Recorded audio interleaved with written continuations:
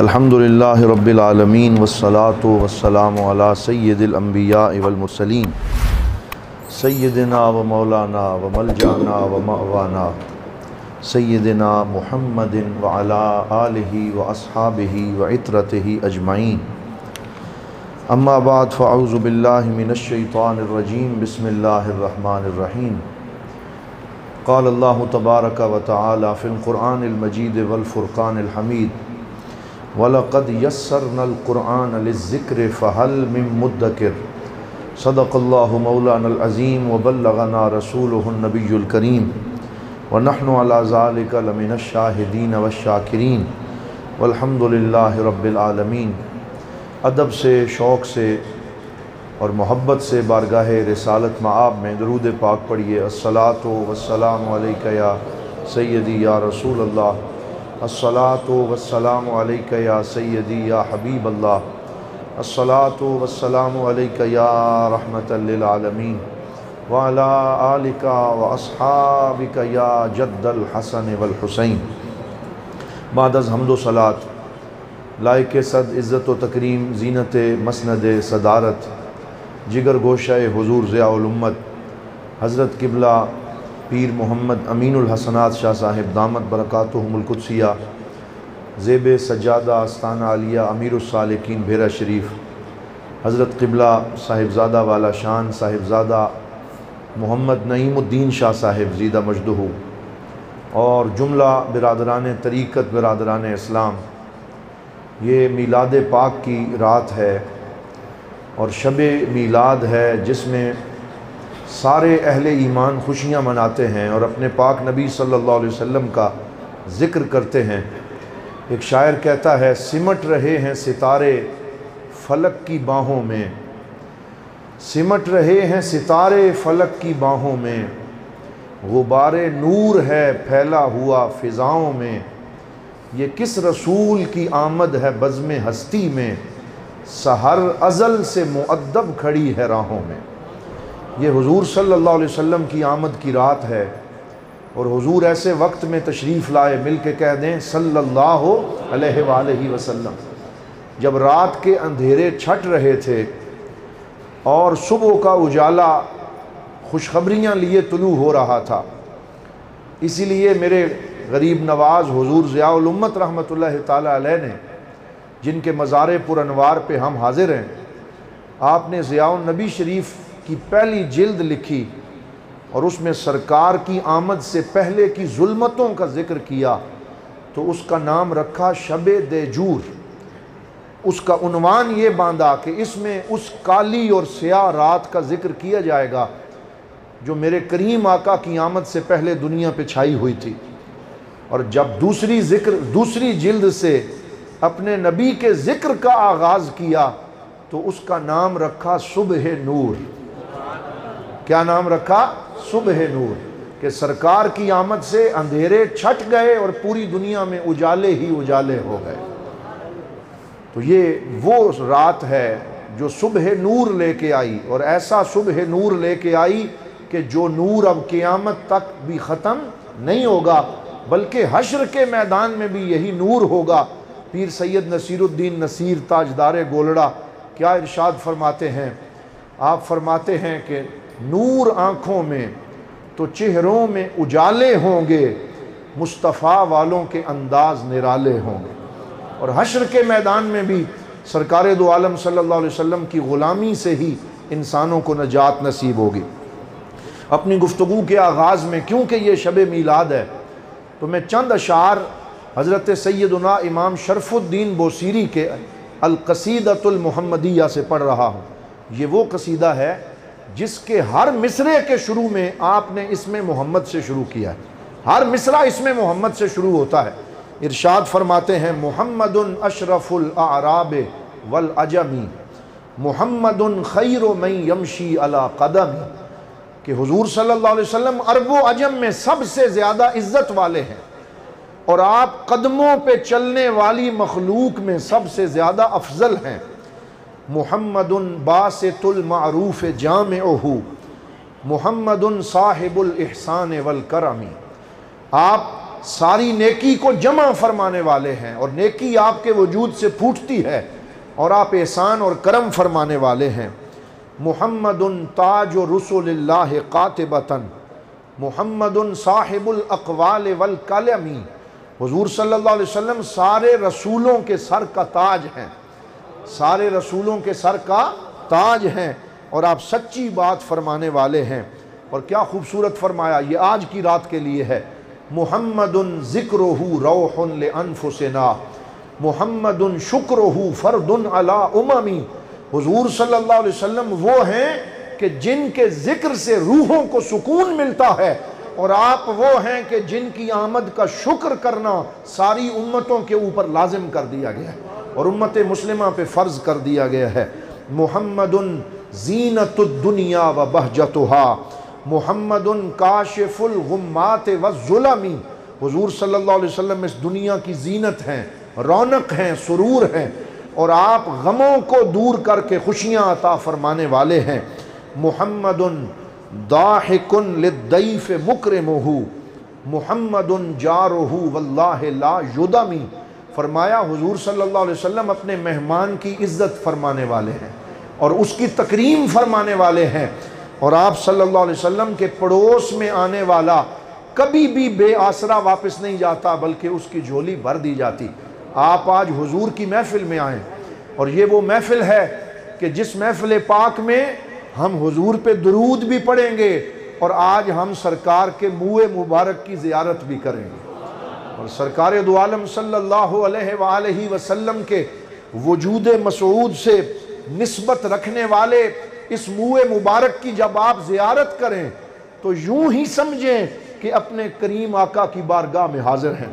سراپا ادب بن جائیں، اپنی آنکھوں کو نم رکھیں، درود و سلام کے گجرے بھیجتے رہیں، سراپا ادب بن کے اپنے کریم آقا کی بارگاہ میں حاضر ہوں، اور یہ نہ سمجھیں کہ سرکار کے تبرکات کی زیارت کرنا کوئی عام سی بات ہے۔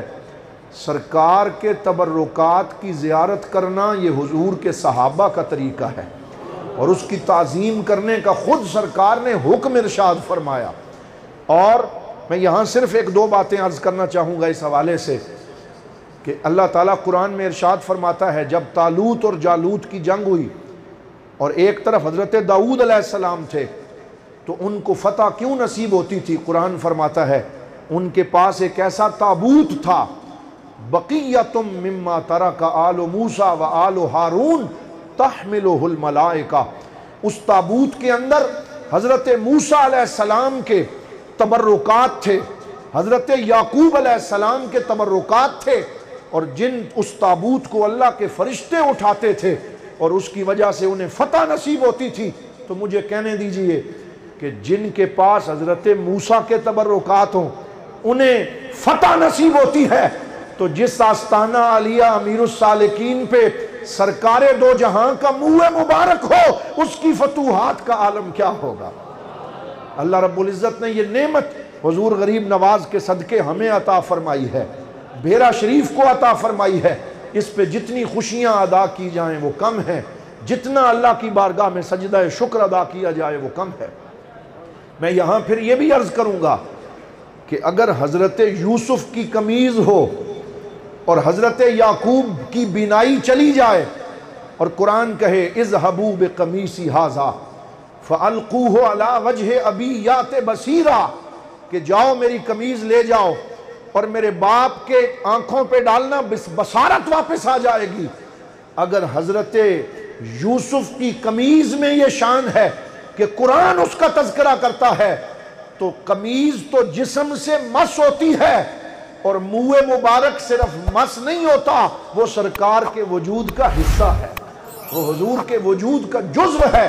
اس لیے اس کی برکات کا عالم یہ ہے کہ حضرت شاہ عبد الرحیم محدث دہلوی کے پاس یہ منہ مبارک تھا، اور جب آپ اسے لے کے باہر نکلتے تھے تو آسمان سے بادل آ کے اس کے اوپر سایہ کر لیا کرتا تھا۔ یہ حضور صلی اللہ علیہ وسلم کے منہ مبارک کی برکات ہیں۔ اور خطبہ حجۃ الوداع کے موقع پر سرکار دو عالم صلی اللہ علیہ وسلم نے جب حلق کروایا اور حجامت بنوائی اور حج کے بعد اپنا سر مبارک کے بال مڑوائے، تو سرکار دو عالم کے صحابہ لائنیں بنا کے کھڑے ہو گئے اور انتظار کرنے لگے کہ اس میں سے ہمیں کچھ تبرک مل جائے۔ تو حضور صلی اللہ علیہ وسلم کی زلفوں کے درمیان مانگ تھا، چیر مبارک تھا، تو ایک طرف کی ساری زلفیں پہلے اتاری گئیں۔ سرکار نے فرمایا ابو طلحہ انصاری کو بلاؤ، انہیں بلایا گیا، حضور نے ساری ان کو عطا فرمائی۔ پھر دوسری سائیڈ والے منہ مبارک شریف نورانی اتارے گئے، پھر حضور نے حضرت ابو طلحہ کو بلا کے ان کو دیے، پھر فرمایا قسم ہو بین اصحابی، کہ میرے منہ مبارک کو میرے اصحاب میں تقسیم کر دو۔ حضرت ابو طلحہ کی ڈیوٹی لگائی، تو گویا منہ مبارک عطا کرنا یہ خود رسول اللہ صلی اللہ علیہ وسلم کی سنت ہے۔ کسی کو ایک ملا، کسی کو دو ملے، کسی کو بالوں کا گچھا عطا ہوا۔ حضرت ام سلمہ کے پاس سرکار کے منہ مبارک تھے، جب کوئی بندہ بیمار ہوتا وہ ایک تست میں پانی بھر کے حضرت سیدہ ام سلمہ کے گھر میں حاضر ہوتا اور کہتا میرا فلاں رشتہ دار بیمار ہے، ٹھیک نہیں ہو رہا۔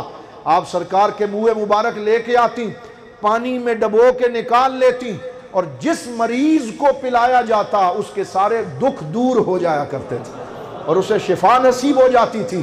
یہ حضور صلی اللہ علیہ وسلم کے منہ مبارک کی برکت ہے۔ حضرت سیدنا خالد بن ولید رضی اللہ تعالیٰ عنہ ارشاد فرماتے ہیں وہی حجۃ الوداع کا دن تھا، میں بھی لائن میں کھڑا تھا، کسی نے دائیں سائیڈ کے بال مبارک لیے، کسی نے بائیں سائیڈ کے بال مبارک لیے، فَأَخَذْتُ شَعْرَةً مِّن نَاسِيَةِ النَّبِيِّ صلی اللہ علیہ وسلم، میں نے ہمت کر کے آگے بڑھا اور سرکار کی پیشانی مبارک کے بال یہاں سے لے لیے، جو فتح کی علامت ہے، نصرت کی علامت ہے، کامیابی کی علامت ہے۔ تو پھر جب بھی آپ کسی جنگ میں جاتے تھے تو سرکار کے منہ مبارک کا سایہ ان کے سر کے اوپر ہوتا تھا، اپنی ٹوپی مبارک میں سلا لیے تھے، ہر وقت اپنے پاس رکھتے، اور اللہ تعالیٰ اس کی وجہ سے انہیں فتح و نصرت عطا فرماتا تھا۔ تو یہ حضور صلی اللہ علیہ وسلم کے منہ مبارک کی شان ہے۔ آج آپ زیارت کریں گے ادب سے، احترام سے، نعت شریف پڑھتے ہوئے، روتی آنکھوں کے ساتھ، ساتھ ساتھ دعائیں مانگتے رہیں، اپنے رب سے جھولی بھر کے اپنے لیے اعلیٰ نصیب مانگیں، کامیابی مانگیں، انشاءاللہ رات بھی برکت والی ہے، زیارت بھی برکت والی ہے۔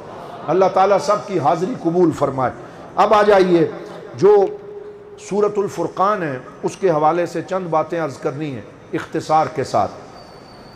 سورہ فرقان قرآن حکیم کے اندر سورہ نور کے بعد 19ویں پارے میں آتی ہے، اور یہ مکی سورت ہے، مکہ مکرمہ میں نازل ہوئی۔ اس کی 77 آیات ہیں، 77 آیات ہیں، 6 رکوع ہیں، اور یہ ساری سورت مکہ پاک میں نازل ہوئی، اور اس دور میں نازل ہوئی جب سرکار دو عالم صلی اللہ علیہ وسلم کو مشرکین مکہ جھٹلا رہے تھے، قرآن کو نہیں مانتے تھے، حضور کی رسالت کو نہیں مانتے تھے، توحید کو نہیں مانتے تھے۔ تو یہی 3 اس کے موضوع ہیں جو آپ نے یاد رکھنے۔ سورہ فرقان کے 3 موضوع ہیں: قرآن کو جھٹلانے والے کی سزا، رسول پاک کو جھٹلانے والے کی سزا، اور توحید اور یوم آخرت کو جھٹلانے والے کی سزا کیا ہے۔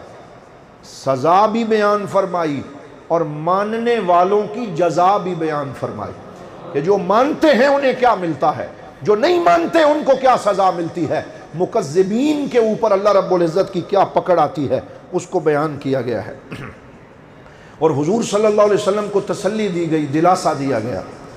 اور یہاں سے سورت شروع ہوتی ہے تبارک الذی نزل الفرقان علی عبدہ لیکون للعالمین نذیرا، اور اسے سورہ فرقان اسی لیے کہا گیا کہ اس کی پہلی آیت میں فرقان کا لفظ موجود ہے، اور فرقان کا مطلب ہے حق اور باطل کے درمیان فرق کرنے والی سورت، کیونکہ اس میں بتا دیا جھٹلانے والے جہنم میں گئے، ماننے والے جنت میں گئے، اور جھٹلانے والوں اور ماننے والوں کے درمیان لکیر کھینچ دی، تو یہ حق اور باطل میں فرق اور امتیاز کرنے والی سورت ہے۔ پھر اس کی دوسری اور چوتھی آیت میں ارشاد فرمایا وَقَالَ الَّذِينَ كَفَرُوا إِنْ هَذَا إِلَّا إِفْكٌ افْتَرَاهُ وَأَعَانَهُ عَلَيْهِ قَوْمٌ آخَرُونَ فَقَدْ جَاءُوا ظُلْمًا وَزُورًا۔ تو وہ لوگ جو یہ کہتے ہیں کہ نعوذ باللہ یہ قرآن جو ہے اس کو نعوذ باللہ حضور نے گھڑ لیا ہے اور اپنی طرف سے بنا لیا ہے، تو قرآن کہتا ہے جاؤ ظلمًا وزورا، انہوں نے ظلم کیا ہے انہوں نے بہتان لگایا ہے، وہ قرآن کے بارے میں ایسی باتیں کرتے ہیں۔ پھر ارشاد فرمایا وَقَالُوا أَسَاطِيرُ الْأَوَّلِينَ اكْتَتَبَهَا، یہ پہلوں کے قصے انہوں نے لکھ لیے ہیں اور اہل کتاب سے باتیں سن سن کے نوٹ کرتے رہے اور اس لیے انہوں نے قرآن بنا لیا۔ تو قرآن پر جو اعتراض تھے اور حضور صلی اللہ علیہ وسلم کی ذات پر جو اعتراض تھے، پہلے ان کا ذکر فرمایا اور پھر اس کے بعد اس کا ایک ایک کر کے رد کیا اور ان کو بتایا کہ سرکار دو عالم صلی اللہ علیہ وسلم کی شان کیا ہے۔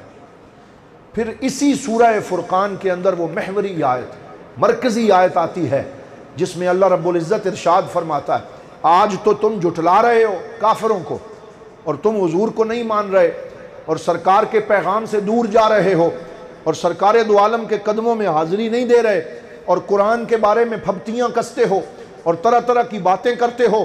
فرمایا وَيَوْمَ يَعَدُّ الظَّالِمُ عَلَى يَدَيْهِ یقول یا لیتنی اتخذت مع الرسول سبیلا، فرمایا جب قیامت کا دن آئے گا تو یہ جھٹلانے والے ظالم اپنے ہاتھوں کو دانتوں میں چبائیں گے اور کہیں گے ہائے کاش ہم نے رسول اکرم کا دامن پکڑ کے ان کے پیچھے لگ گئے ہوتے اور ان کے نقش قدم پہ ہم چلے ہوتے۔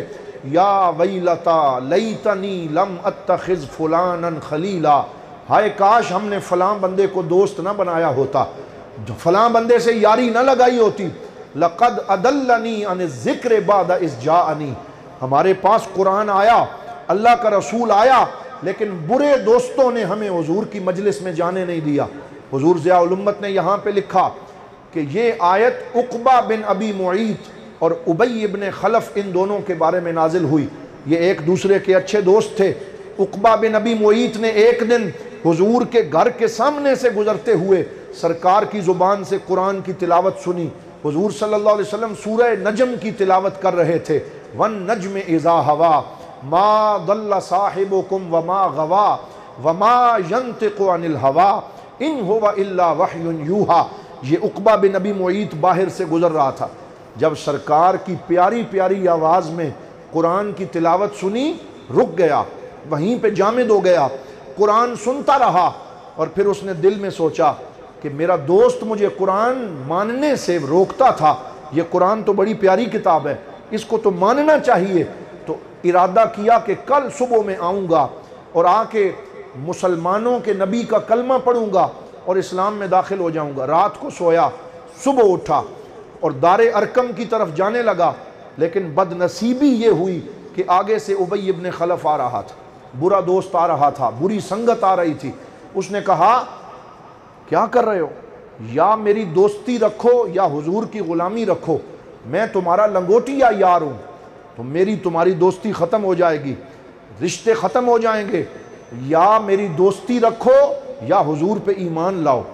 تو اس بدبخت کی یاری نے، قرآن کہتا ہے اس بندے کو بری صحبت نے، جبکہ یہ ارادہ کر چکا تھا کہ میں نے کلمہ پڑھنا ہے، لیکن بری صحبت نے اسے روک لیا، محروم کر دیا، واپس جہنم کی طرف دھکیل دیا۔ اس بدبخت نے یہاں تک کہہ دیا اب میں ایسے راضی نہیں ہوں گا، اب اگر تم مجھے راضی کرنا چاہتے ہو تو حضور کی مجلس کی طرف جاؤ اور جہاں مسلمانوں کا نبی بیٹھ کے اپنے صحابہ سے گفتگو کر رہا ہے، بڑا ہی غلیظ جملہ کہا جسے میں یہاں بیان نہیں کر سکتا، کہ تم وہاں جا کے ایسے کرو تو پھر میں راضی ہوں گا۔ تو پھر جب وہ گیا اور اس نے اس طرف منہ کر کے تھوکنے کی نعوذ باللہ کوشش کی تو ایک انگارہ بن کے وہ لعاب اس کے اپنے چہرے پہ گرا اور مرتے دم تک اس کے چہرے پہ اس کا نشان رہا۔ اس وقت قرآن کی یہ آیت نازل ہوئی وَيَوْمَ يَعَدُّ الظَّالِمُ عَلَى يَدَيْهِ، یہ ظالم قیامت کے دن اپنے دانت چبائے گا، کف افسوس ملے گا اور کہے گا یا لیتنی اتخذت مع الرسول سبیلا، ہائے کاش میں نے سرکار کا راستہ اختیار کیا ہوتا، میں نے فلاں بدبخت کو اپنا یار نہ بنایا ہوتا۔ اس سے یہ پتہ چلتا ہے کہ لوگوں، بری صحبت، بری سنگت، بری دوستی انسان کو دین سے دور لے جاتی ہے اور اچھوں کی صحبت انسان کو حضور کی غلامی میں لے جاتی ہے۔ یہ شب کرم ہمارے لیے ایک بہترین صحبت ہے، یہ شب کرم ہمارے لیے ایک بہت بڑی نعمت ہے کہ اس میں ہمیں اللہ والوں کی زیارت نصیب ہوتی ہے اور اولیاء کرام کی قربت نصیب ہوتی ہے اور دربار عالیہ کا سایہ نصیب ہوتا ہے۔ قرآن سننا نصیب ہوتا ہے تو سورہ فرقان کا پیغام یہ ہے، دیکھو تمہاری دوستی کس کے ساتھ ہے، اٹھنا بیٹھنا کس کے ساتھ ہے، اور اپنی صحبت کو اچھا کر لو، اللہ رب العزت تمہیں حق عطا فرما دے گا۔ یہاں پہ میرے حضور ضیاء الامت رحمۃ اللہ تعالیٰ علیہ نے اس آیت کی تفسیر میں ایک حدیث لکھی، اس کو آج تحفے کے طور پہ ساتھ لے کے جائیں۔ یہ میلاد کی رات کی خوشخبری ہے، بولیے یہ میلاد کی رات کی خوشخبری ہے۔ آپ فرماتے ہیں، حضرت سیدنا ابو سعید خدری رضی اللہ تعالی عنہ ارشاد فرمایا کہ میں بارگاہ رسالت میں حاضر تھا اور بھی صحابی بیٹھے ہوئے تھے، ایک بندہ کھڑا ہوا اور اس نے عرض کیا، یا رسول اللہ قیامت کا دن 50,000 سال کے برابر ہوگا، 50,000 سنہ، اتنی طویل مدت کیسے کٹے گی؟ 50 ہم تو 1 گھنٹہ کھڑا نہیں ہو سکتے، 50,000 سال کیسے کھڑے رہیں گے؟ کیسے قیامت کی ہولناکی کا ہم سامنا کریں گے؟ حضور کے غلام نے اپنے آقا سے سوال کیا تو سرکار دو عالم صلی اللہ علیہ وسلم نے فرمایا، والذی نفسی بیدہ انہ لیخفف علی المؤمن حتی یکون اخف علیہ من صلاۃ مکتوبۃ یصلیہا فی الدنیا۔ فرمایا جھٹلانے والوں کے لیے یہ دن 50,000 سال کا ہوگا اور میرے غلاموں کے لیے یہ دن ایک فرض نماز جتنا ہوگا۔ بولیے کتنا ہوگا؟ ایک فرض نماز جتنا۔ جتنا ایک فرض نماز کے گزرنے کا وقت لگتا ہے اتنا وقت گزرے گا اور میرے غلام کے لیے 50,000 سال گزر جائیں گے اور اس کو جنت میں داخل کر دیا جائے گا۔ میں پھر کہتا ہوں، نور آنکھوں میں تو چہروں پہ اجالے ہوں گے، مصطفیٰ والوں کے انداز نرالے ہوں گے۔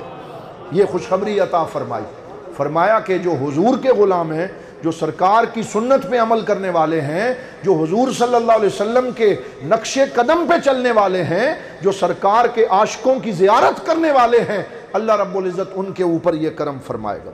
پھر یہ آیت بڑی محوری آیت ہے، وَقَالَ الرَّسُولُ يَا رَبِّ إِنَّ قَوْمِ اتَّخَذُوا هَذَا الْقُرْآنَ مَهْجُورًا۔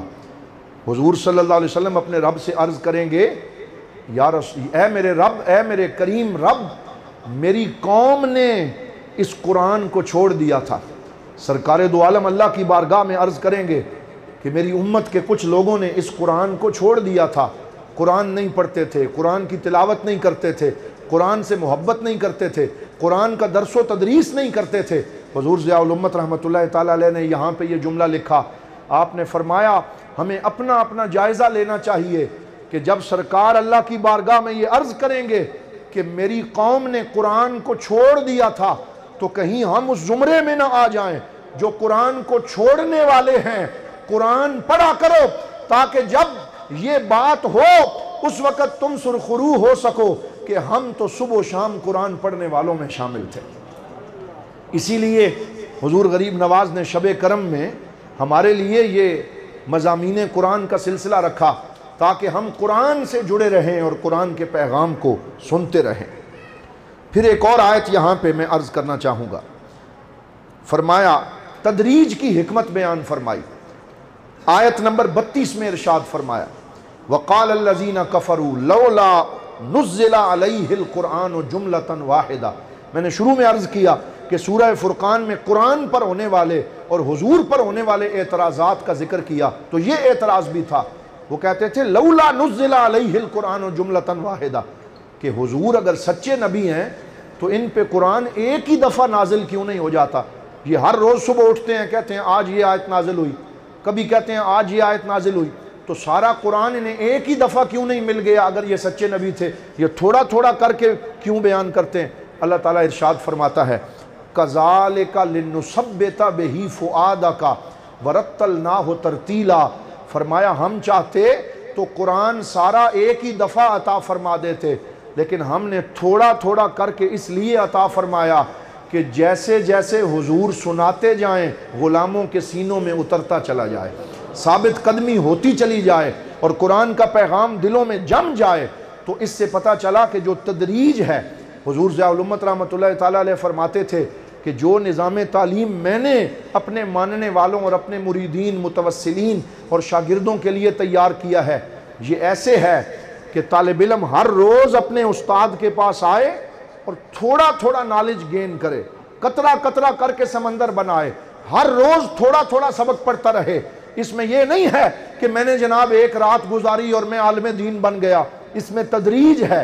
حضور ضیاء الامت رحمۃ اللہ تعالی علیہ خود آپ نے کتنے اساتذہ کے پاس پڑھا، پھر شیخ الحدیث مولانا نعیم الدین مراد آبادی کے پاس گئے، پھر جامعہ الازہر میں گئے، امام ابو زورہ کے سامنے زانوِ تلمذ طے کیا، اور پھر بھی ساری زندگی پڑھتے رہے پڑھتے رہے پڑھتے رہے، حتیٰ کہ مولانا عبدالرزاق صدیقی شیخ الحدیث مد ظلہ العالی نے ایک دفعہ مجھے یہ بات سنائی۔ ہم کلر کار سے گزر رہے تھے تو وہاں پہ ایک مسجد ہے مگال میں، جہاں حضور ضیاء الامت رحمۃ اللہ تعالی علیہ گرمیوں کے موسم میں قرآن کی تفسیر لکھتے تھے، اور اس کی کھڑکی جہاں کھلتی تھی سامنے بڑا سبزہ تھا، خوبصورت منظر تھا، وہاں حضور ضیاء الامت بیٹھ کے ضیاء القرآن شریف لکھتے تھے۔ تو عجیب بات استاد گرامی نے سنائی کہ مجھے کہا گیا کہ لائبریری سے یہ کتابیں لو، اور کتابیں لے کے فلاں فلاں حوالہ جات کے لیے پیر صاحب کو ضرورت ہے، تم لے کے مگال پہنچو۔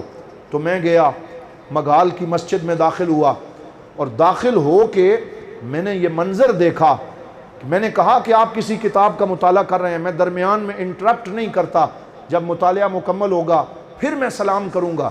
میں پیچھے بیٹھ گیا، اور حضور ضیاء الامت رحمۃ اللہ تعالی علیہ اپنے ٹیبل اور کرسی پہ تشریف فرما تھے، اور قرآن کی تفسیر کسی عربی تفسیر کا مطالعہ کر رہے تھے، اور مطالعے میں انہماک کا عالم یہ تھا، نہ آپ کو میرے آنے کا پتہ چلا، نہ دروازہ کھلنے کا پتہ چلا۔ یہ تو بات ایک طرف رہ گئی، پھر میں نے دیکھا ایک ہاتھ میں کتاب ہے اور ایک ہاتھ میں مصری کی ڈلی ہے، مصری کی ڈلی، وہ اس لیے کہ بھوک محسوس ہو تو یہ بھوک مٹ جائے، لیکن آپ کو وہ مصری کی ڈلی کھانے کا کوئی خیال ہی نہیں ہے۔ اور کچھ چیونٹیاں ہیں وہ یہاں سے چڑھتی ہیں اور پورے بازو کا سفر طے کرتے ہوئے اس مصری میں سے اپنا حصہ لیتی ہیں، پھر نیچے اترتی ہیں، پھر آتی ہیں، پھر جاتی ہیں، اور حضور ضیاء الامت کتاب کے مطالعے میں مستغرق ہیں، اور قرآن اپنے اسرار و رموز ان پہ کھول رہا ہے، اور وہ قرآن کا فیض لے رہے ہیں، اور انہیں دنیا و ما فیہا کی خبر نہیں ہے۔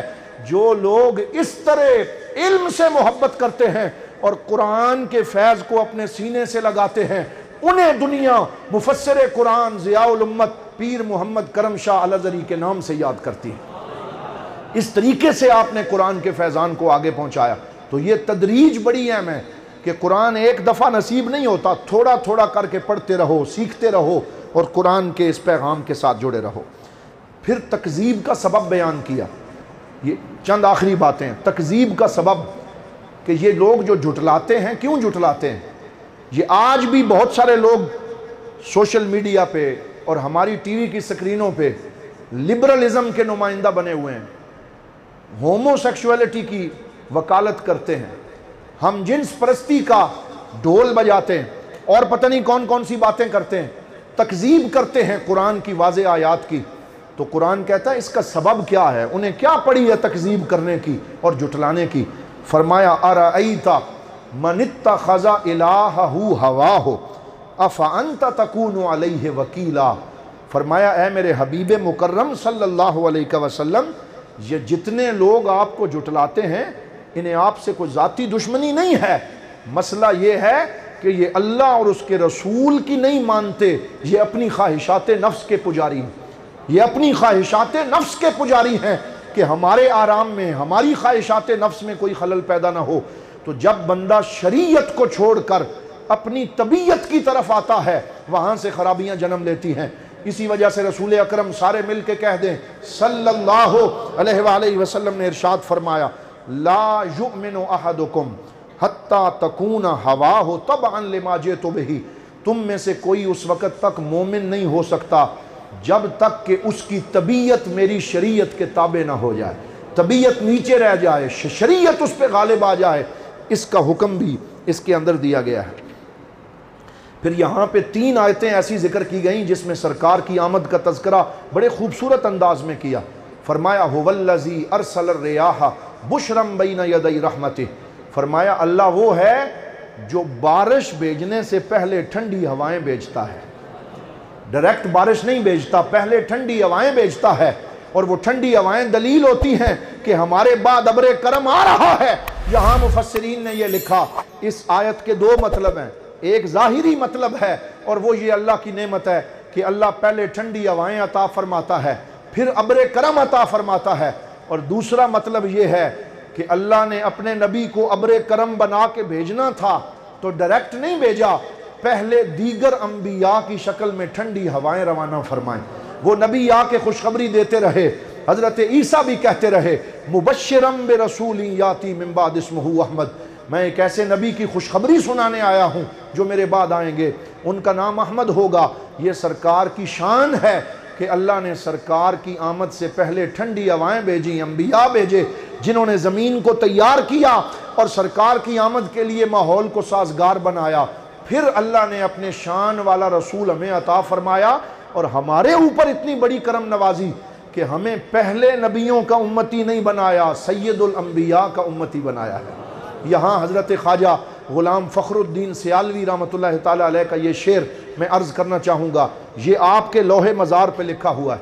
آپ فرماتے ہیں الہی شکر کروں کتنا، فخر کتنا کروں، تیرے کرم نے مجھے فائز المرام کیا، بنا کے رحمت عالم کا امتی ہم کو، خطا سے پہلے ہی بخشش کا انتظام کیا۔ اللہ تعالیٰ نے ہمیں سرکار دو عالم صلی اللہ علیہ وسلم کا امتی بنایا۔ یہاں حضور ضیاء الامت نے اس آیت کی تفسیر میں جو شعر لکھا ہے توجہ فرمائیں، اور یہ ضیاء النبی میں بھی لکھا ہے، فرمایا گر نہ خورشید جمال یار گشت رہنمو، از شب تاریک غفلت کس نہ آید رابروں۔ فرمایا اگر سرکار دو عالم کے چہرہ مبارک کا سورج اللہ رب العزت اپنے نبی کے جمال کا سورج طلوع نہ فرماتا تو اس دنیا میں ظلمت اور تاریکی سے کسی کو رستہ نہ مل سکتا۔ جس کو روشنی کا رستہ ملا ہے وہ حضور صلی اللہ علیہ وآلہ وسلم کی برکت سے ملا ہے۔ پھر سورہ فرقان کا جو آخری رکوع ہے اس میں اللہ رب العزت نے عباد الرحمن کی خصوصیات بیان فرمائیں، یہ ضرور پڑھا کریں، بار بار پڑھا کریں۔ سورہ فرقان کا آخری رکوع تلاوت کیا کریں، اپنے بچوں کو پڑھ کے سنایا کریں، کیونکہ جب ہم یہ پڑھیں گے نا ہمیں پتہ چلے گا رحمان کو کون سے بندے پسند ہیں، کون سی خصوصیات پسند ہیں۔ اس وجہ سے حضور ضیاء الامت رحمۃ اللہ تعالیٰ علیہ نے یہاں پہ بڑی تفصیل سے اس کا ذکر فرمایا۔ میں صرف ان آیات کی طرف اشارہ کرتا ہوں۔ فرمایا وَعِبَادُ الرحمن الَّذِينَ يَمْشُونَ عَلَى الْأَرْضِ هَوْنًا وَإِذَا خَاطَبَهُمُ الْجَاهِلُونَ قَالُوا سَلَامًا۔ فرمایا اللہ رحمان کو وہ بندے پسند ہیں، وہ اس کے بندے ہیں جن کی پہلی صفت عاجزی ہے، انکساری ہے، جھک جانا ہے، لپ جانا ہے، وہ جھک کے چلتے ہیں، غرور نہیں کرتے، تکبر نہیں کرتے، ان کی گردن میں سریا نہیں ہوتا، وہ اکڑتے نہیں ہیں بلکہ ان میں عاجزی اور انکساری ہوتی۔ پھر ان کی عبادت صفت ہے، صفت عبادت خشوع و خضوع، والذین یبیتون لربہم سجدا وقیاما، وہ عبادت کرتے ہیں، راتوں کو جاگتے ہیں۔ اللہ تعالیٰ آج کی رات کے صدقے ہمیں بھی ان عباد الرحمن میں شامل فرمائے جنہیں اللہ تعالیٰ رات کو مصلی آباد کرنے کی توفیق عطا فرماتا ہے۔ اللہ تعالیٰ ہمیں اپنے مرشد کریم کا صدقہ سچائی کا یہ راستہ عطا فرمائے۔ پھر میانہ روی کی شان ذکر فرمائی اور پھر فرمایا وہ جہنم سے پناہ مانگتے ہیں، والذین یقولون ربنا اصرف عنا عذاب جہنم ان عذابها کان غراما انہا ساعت مستقرا و مقاما۔ پھر میانہ روی والذین اذا انفقوا لم یسرفوا ولم یقتروا وکان بین ذالک قواما، یعنی نہ فضول خرچی کرتے ہیں نہ کنجوسی کرتے ہیں بلکہ میانہ روی سے چلتے ہیں۔ یہ میانہ روی بھی ہمارے پاک نبی کہہ دیجئے صلی اللہ علیہ وآلہ وسلم کی خاص سنت ہے اور آپ کی زندگی کا طریقہ ہے۔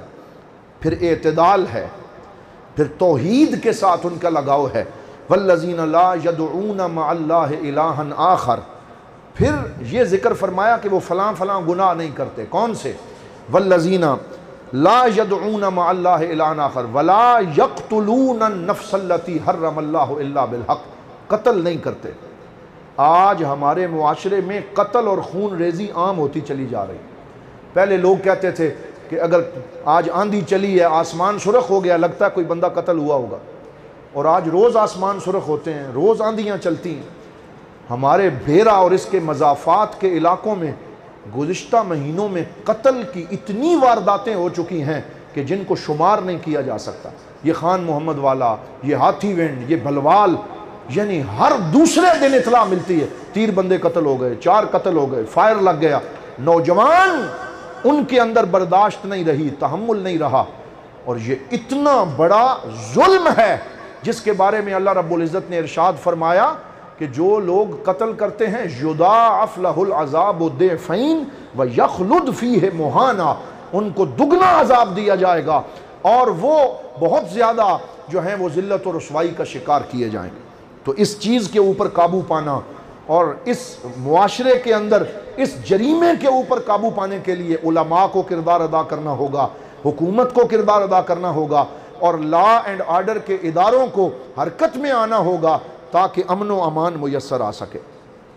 پھر توبہ کی شان بیان فرمائی، وَمَن تَابَ وَعَمِلَ صَالِحًا فَإِنَّهُ يَتُوبُ إِلَى اللَّهِ مَتَابًا، اور جو توبہ کرے اور نیک عمل کرے اللہ تعالیٰ اس کی توبہ کو قبول فرما لیتا ہے۔ پھر جھوٹی گواہی سے منع فرمایا کہ جھوٹی گواہی نہ دیا کرو، کسی کی دوستی میں آ کے جھوٹی گواہی دے دینا بہت بڑا وزر ہے، بہت بڑا بوجھ ہے۔ اور پھر فرمایا لغو باتوں سے وہ لوگ اجتناب کرتے ہیں جو عباد الرحمن ہیں، وَإِذَا مَرُّوا بِاللَّغْوِ مَرُّوا كِرَامًا، اور جب وہ لغو باتیں کرنے والوں کے پاس سے گزرتے ہیں تو عزت سے گزر جاتے ہیں، وہاں رکتے نہیں ہیں، یاوہ گوئی نہیں کرتے، فضول گفتگو نہیں کرتے۔ اور آخری بات فرمایا وَالَّذِينَ يَقُولُونَ رَبَّنَا هَبْ لَنَا مِنْ أَزْوَاجِنَا وَذُرِّيَّاتِنَا قُرَّةَ أَعْيُنٍ وَاجْعَلْنَا لِلْمُتَّقِينَ إِمَامًا۔ میں چاہتا ہوں آئیں میلاد کی رات میں یہ دعا پڑھتا ہوں، آپ میرے ساتھ ساتھ پڑھیں تاکہ ہم سب اس دعا میں شامل ہو جائیں۔ یہ سورہ فرقان کا خلاصہ ہے، پڑھیے وَالَّذِينَ يَقُولُونَ رَبَّنَا هَبْ لَنَا مِنْ أَزْوَاجِنَا وَذُرِّيَّاتِنَا قُرَّةَ أَعْيُنٍ وَاجْعَلْنَا لِلْمُتَّقِينَ إِمَامًا۔ اور اللہ کے بندے اللہ سے یوں دعا مانگتے ہیں، یہ دعا خود اللہ نے سکھائی۔ کیا سکھائی؟ ربنا هب لنا من ازواجنا وذریاتنا قرۃ اعین، یا اللہ ہماری بیویوں ہمارے بچوں کو ہماری آنکھوں کی ٹھنڈک بنا، وجعلنا للمتقین اماما، اور ہمیں تقوی والوں کا امام بنا دے۔ اب ذرا دل کے کانوں سے یہ بات سنیں، دل کے کانوں سے سنیں، پھر کہتا ہوں دل کے کانوں سے سنیں، کیونکہ یہ حضور ضیاء الامت رحمۃ اللہ تعالیٰ علیہ نے کنکلوژن دیا ہے، اور میں آپ کے سامنے پڑھنے لگا ہوں، آپ کو ایسے لگے گا کہ حضور ضیاء الامت نے یہاں جو کچھ مانگا ہے اللہ تعالیٰ نے حضور ضیاء الامت اپنے عبد خاص کو وہ سب کچھ عطا فرما دیا ہے۔ یہاں آپ نے مانگا، اللہ نے عطا فرما دیا۔ کیا فرمایا؟ فرمایا یہ دعا اللہ نے سکھائی ہے کہ یا اللہ ہمیں وہ مقام عطا فرما کہ لوگ ہماری پیروی کر کے نجات حاصل کریں۔ کیا فرمایا؟ ہمیں وہ مقام عطا فرما کہ لوگ ہماری پیروی کر کے نجات حاصل کریں۔ مجھے بتائیں آج کتنے لوگ حضور ضیاء الامت کے نقش قدم پہ چل کے نجات حاصل کر رہے ہیں؟ یہ دعا قبول ہوئی۔ پھر فرمایا ایسا نہ ہو کہ ہم اپنی خانگی زندگی کی لذتوں میں ایسے کھو کر رہ جائیں کہ تیری یاد کی بھی ہمیں فرصت نہ ملے، یعنی کہیں گھر کی زندگی میں میں اتنا بزی نہ ہو جاؤں کہ تجھے یاد کرنے، مصلی پہ آنے اور قرآن پڑھنے کا مجھے موقع ہی نہ ملے۔ ہم سارے اسی طرح گھر کے لیے روٹی کمانا، بچوں کو کھلونے لا کے دینا، پھر ان کے ساتھ کھیلتا رہنا، ہمیں نماز ہی یاد نہیں رہتی، قرآن ہی یاد نہیں رہتا، اور حضور ضیاء الامت دعا مانگتے ہیں کہ میں دنیاوی زندگی میں اتنا کھو نہ جاؤں کہ تیری یاد کی فرصت ہی نہ ملے۔ اس وجہ سے اسی کمرے میں اور یہاں اکیڈمک بلاک کے کمرے میں گھر جاتے تھے، اور گھر جا کے گھر والوں کی ڈیوٹی اور گھر والوں کی ضروریات کا خیال رکھ کر رات کو یہاں جلوہ فرما ہوتے، اللہ کی عبادت کرتے، قرآن کی تلاوت کرتے۔ پھر ارشاد فرمایا، یہ آواز کم کر، یا دولت کی طلب میں ایسے حواس باختہ ہو جائیں کہ حلال و حرام کی تمیز ہی نہ رہ سکے۔ یا اللہ ہم کہیں ایسے نہ ہو جائیں کہ حلال و حرام کی تمیز ہی نہ رہے۔ اب آگے سنیں، فرمایا ہو سب کچھ لیکن دل تیری یاد سے سرشار ہو۔ ہو سب کچھ، ساری نعمتیں موجود ہوں، یعنی نعمتیں بھی مانگی، توفیق بھی مانگی، آسانیاں بھی مانگی، لیکن کہا دل آسانیوں میں نہ لگے، دل تیری یاد میں لگا رہے، دل میں ہو یاد تیری گوشہ تنہائی ہو، پھر تو خلوت میں عجب انجمن آرائی ہو۔ پھر فرمایا زبان تیری حمد و ثنا کے گیت گا رہی ہو، پیشانی پر تیری بندگی کا نشان چمک رہا ہو۔ حضور ضیاء الامت کی پیشانی پہ چمکتا تھا یا نہیں چمکتا تھا؟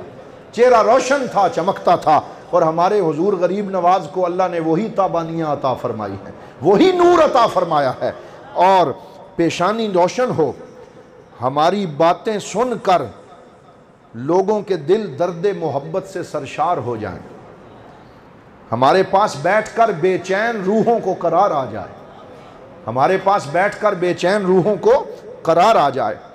ہمیں ان پاک بندوں کا سراپا عطا فرما جن کے متعلق تیرے حبیب پاک صلی اللہ علیہ وسلم نے فرمایا ہم القوم لا یشقى جلیسہم۔ اپنے بارے میں حضور ضیاء الامت فرماتے ہیں مجھے ان لوگوں کی شان عطا فرما کہ جن کے بارے میں حضور نے فرمایا یہ ایسے لوگ ہیں جن کے پاس آنے والا بدبخت نہیں رہتا، سعادت مند بنا دیا جاتا ہے۔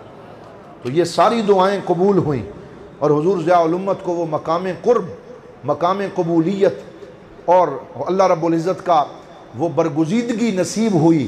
دعا ہے اللہ تعالیٰ ہمیں اپنے مشائخ کے نقش قدم پہ چلنے کی توفیق عطا فرمائے، سورہ فرقان کے مضامین کو سمجھ کر ان پر عمل کرنے کی توفیق عطا فرمائے، اور منہ مبارک شریف کی زیارت کر کے اپنی آنکھوں اور اپنے دل کو ٹھنڈا کرنے کی توفیق عطا فرمائے، اور اس کے ادب کا لحاظ رکھنے کی توفیق عطا فرمائے۔